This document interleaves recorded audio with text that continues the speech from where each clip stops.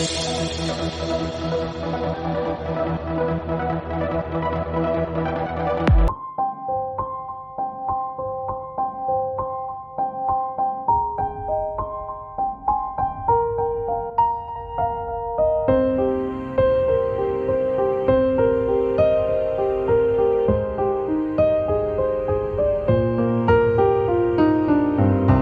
Hello నమస్తే, welcome back to our channel మన వైజాగ్.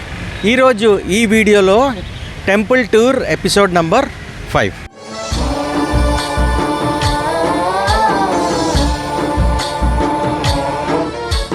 ఈ ఎపిసోడ్లో మేము మీకు చూపించబోతున్నాం వైజాగ్లో one of the famous temple Pedawaltair సమీపంలో ఉన్న కరకచెట్టు పోలమాంబ టెంపుల్ని ఇప్పుడు మనం ఎక్స్ప్లోర్ చేయబోతున్నాం. సో వీడియో చాలా ఇంట్రెస్టింగ్గా ఉండబోతుంది.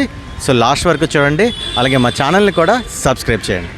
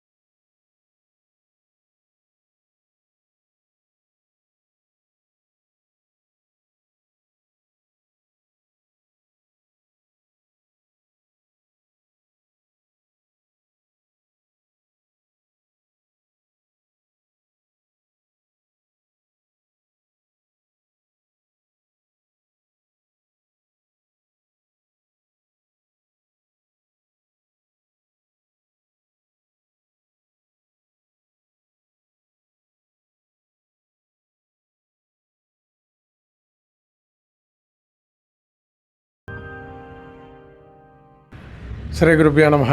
పోలమాంబాయ నమః.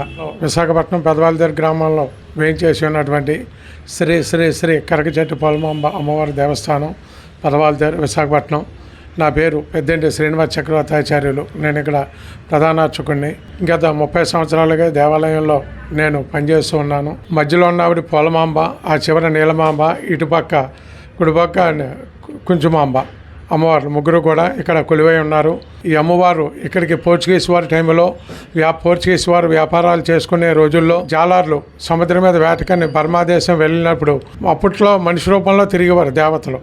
అయితే ఆ జాలరాతను తిరుగు ప్రయాణం అవుతుంటే మార్గ మధ్యలో అమ్మవారు మనిషి రూపంలో వచ్చి, అయ్యా నన్ను అవతల ఒడ్డుకి తీసుకెళ్ళండి, నీకు తగిన రొక్కం ఇస్తాను, చెల్లించుకుంటానంటే ఆయన్ని పడవలు ఎక్కించుకుని మార్గ మధ్యలోకి వచ్చిన తర్వాత నానా దుర్భాషలు ఆడడం వల్ల సరే నా విశ్వరూపం చూపిస్తానని చెప్పి ఆమె విశ్వరూపం చూపించగానే ఆయన మోర్చిల్ని పడవలోని లేనిపోయిన దుర్భాషలు ఆడడం వల్ల నోరంతా చికెన్ ఫాక్స్ లాగా పొక్కిలే వచ్చేసి మోర్చిల్లిపోతే గాలికి ఆ పడవ ఇలాగా ఒడ్డుకి చేరుకుంటూ వస్తుంటే, ఏంటి వేటకెళ్ళి 4 రోజులు అయింది ఇంకా రాలేదు అని చెప్పేసి నది ఒడ్డిని అందరూ కూడా ఎదురు చూస్తుంటే పడవకి గాలికి ఈ పడవ కదులుతూ ఇలా వస్తుంటే అందరూ కూడా ఎంతో సంతోషంతో ఎదరికెళ్ళేసరికి పడవలోని ఈ జాలరాతను మోర్చిపోయి ఒళ్ళంతా పొక్కులు, నోరంతా పొక్కులు, స్పృహ లేకుండా ఉండడం చూసి ఈ ఆడావిడి ఈ యొక్క అమ్మవారు పడవలో ఉండడం వల్ల ఈవిడే ఏదో చేసి ఉంటుంది మన నోడిని అని చెప్పేసి ఆమె నానా దుర్భాషలు ఆడుతుంటే ఆవిడ చెప్తుంది, ఇలా నేను దేవతనని చెప్పాను, వినలేదు, వినపోయేసరికి సరే నా మహత్యం చూపెడతానని చెప్పి ఆమె అక్కడ పక్కన ఉన్న ఒడ్డునే ఉన్న జీడి మామిడి పళ్ళు ఉంటాయి కదా, ఆ పండు తీసి అతను నోట్లో పిండగానే ఆయనకు సృహ వచ్చి ఆ పొక్కులన్నీ మాయమైపోవడంతో ఆమె లేచి కాళ్ళ మీద పడి క్షమాపణ అడుగుతాడు. ఆ రోజు నుంచి కూడా ఎవరికైనా ఊళ్ళో కలరం మసూచి ఇవన్నీ రావడంతో ఈవిడ వాళ్ళు అడుగుపెట్టిన దగ్గర నుంచే మనందరికీ కూడా ఇలాగవుతుందని చెప్పేసి నువ్వు ఎక్కడి నుంచి వెళ్ళిపోయని చెప్పేసి ఆమెని ఒక చోట నుంచి ఒకటికి తరివేయడం జరుగుతుంది. సరే అయితే మీరు పిలిచినప్పుడే నేను వస్తానని చెప్పేసి శాపం ఇచ్చి ఆమె శపించి అక్కడి నుంచి దొరతోట, భీమిలి, ఎంబీపీ, ఈ యొక్క మువ్వలవానిపాలెం, రేసవానిపాలెం, సాగనగర్ ఇవన్నీ కూడా తిరిగి ఆఖరికి ఏమవుతుందంటే ఎర్ర దెబ్బల కింద ఈ కరక్కాయ చెట్టు ఉంటే ఇక్కడ వాళ్ళకి ఏం చేశారంటే వాళ్ళకి కల్లో కనిపించి నేను ఇక్కడ వెలుస్తున్నానని చెప్పగానే వాళ్ళు వచ్చి ఇక్కడ విగ్రహాలు నేను తీసి ఈ కరక్కాయ చెట్టు కింద పెట్టమంటే వాళ్ళు సరిగా చూడపడంతో వాళ్ళు తీసుకొచ్చి పెదవాళ్ళతేరు మధ్యవంశీయులకి అప్పచెప్పడంతో వాళ్ళు ఈ యొక్క దేవాలయాన్ని ఈ యొక్క చిన్నదాయం అప్పుడు ఇదంతా సగమే ఉండేది. గుమ్మం 3 ఏళ్ళకి 4 ఏళ్ళకి ఉత్సవాలు చేసేవారు. ఎందుకంటే పూర్వం ఇదంతా అడవి కాబట్టి అడవిలోని మధ్యాహ్నం 3 అయితే ఇలాగ ఎవరు వచ్చేవారు కాదు. దొంగల భయం, జంతువుల భయం వల్ల 15 మంది కలిసి వచ్చేవారు అనమాట.